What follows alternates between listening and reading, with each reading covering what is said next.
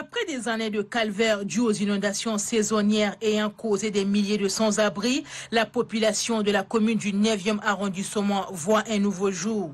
Le gouvernement, à travers le ministère de l'Aménagement, apporte des réponses concrètes pour estomper l'angoisse de la population. C'est ainsi que le Premier ministre de transition, Saleh Kebzabo, lance officiellement à Dingagali les travaux de rénovation des digues modernes en béton, protégeant les habitations contre la montée des eaux.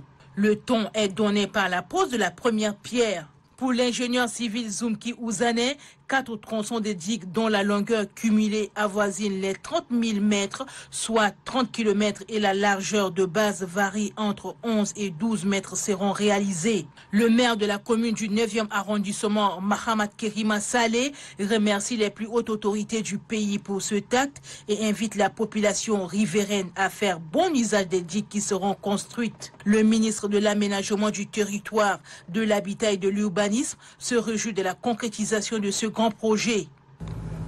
Au niveau du ministère de l'Aménagement, nous nous sommes fait le serment de ne pas vous laisser tomber. Et croyez-moi, toutes les équipes que je remercie ici ont travaillé au-delà des heures de travail pour réaliser les études escomptées qui nous ont permis aujourd'hui d'aller vers cette entreprise qui va réaliser les travaux. Je voudrais dire simplement que ce projet a retenu l'attention du président de la République, celui du Premier ministre. Les travaux de rénovation des digues ont démarré juste après la cérémonie officielle, et ce pour un délai de 3 mois. Intimement, cette phase d'inondation, comme vous l'avez vu l'année dernière, nous sommes venus ici, le ministre à plusieurs reprises constater vraiment les dégâts. Nous aussi, on n'a pas dormi. Nous avons affronté la force de l'eau. La nature est venue rappeler à l'homme ses droits. Je voudrais aussi rappeler aux Tchadiens de la capitale qu'il n'y a pas que eux qui ont des problèmes.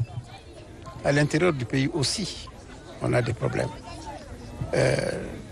La partie la plus visible est celle que nous avons visitée il y a quelques semaines dans la région de Bongor. Je lance un appel à la population pour qu'elle nous accompagne dans ce qu'on est en train de faire, qu'elle s'approprie ce qu'on est en train de faire. Nous accompagner veut dire qu'on doit être partenaire, on doit être responsable, on doit assumer ce qui va se faire.